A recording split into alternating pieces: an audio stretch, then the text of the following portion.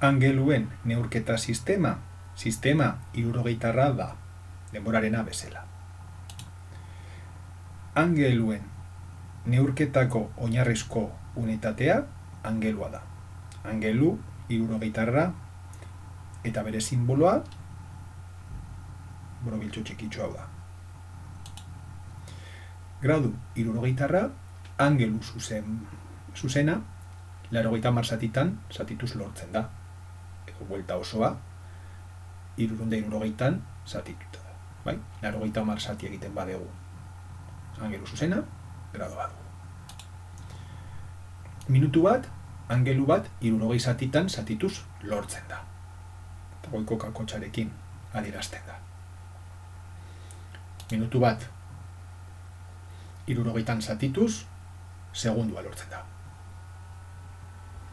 Eta bi kakotxarekin adierazten da.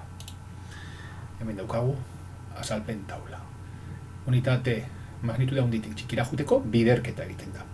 Sistema hirurogeitarrean gaudenez, bider 60 urrengora juteko. Gradutik minutura bider 60, minututik segundura bider 60, eta gradutik segundura juteko bider 60. Hau da, bider 3600. Aldiz, segundutik minutura juteko, zati 60 egiten da, minututik ordura juteko, gradura juteko, zati 60. Eta hemendik, honea juteko, segundutik ordura, zati 3600. Ordu, minutu eta segunduen kasuan, egin beharreko eragiketak berdinak dira.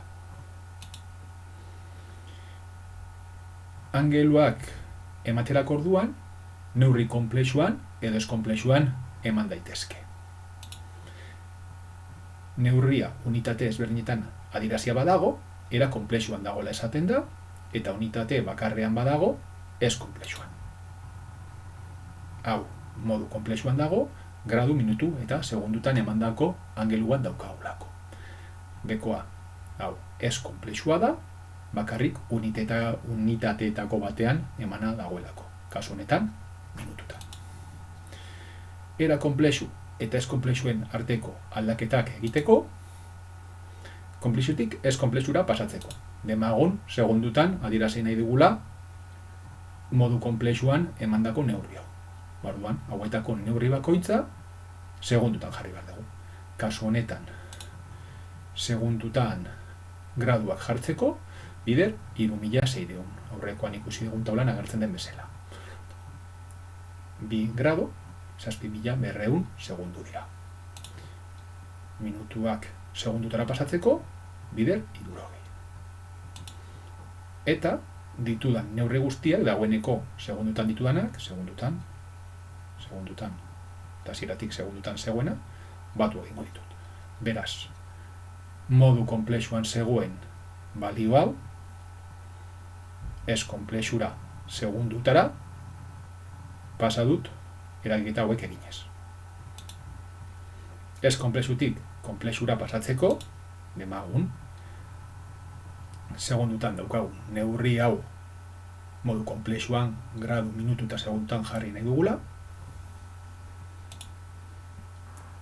Lehenbizi, zati 60 egingo dugu. Eta lortzen dugun emaitza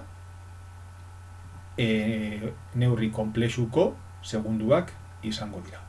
Gelditzen zaiguna, minutuak dira, zati 60 egin dugulako, eta jakin behar dugu minutu horietatik zenbat gradu ateratzen diren. Beraz, minututan daukagun 309 hori, zati 60 eginez, lortzen dugun emaitza adierazpen konplexuko graduak izango dira, eta lortzen dugun ondarra minutuak.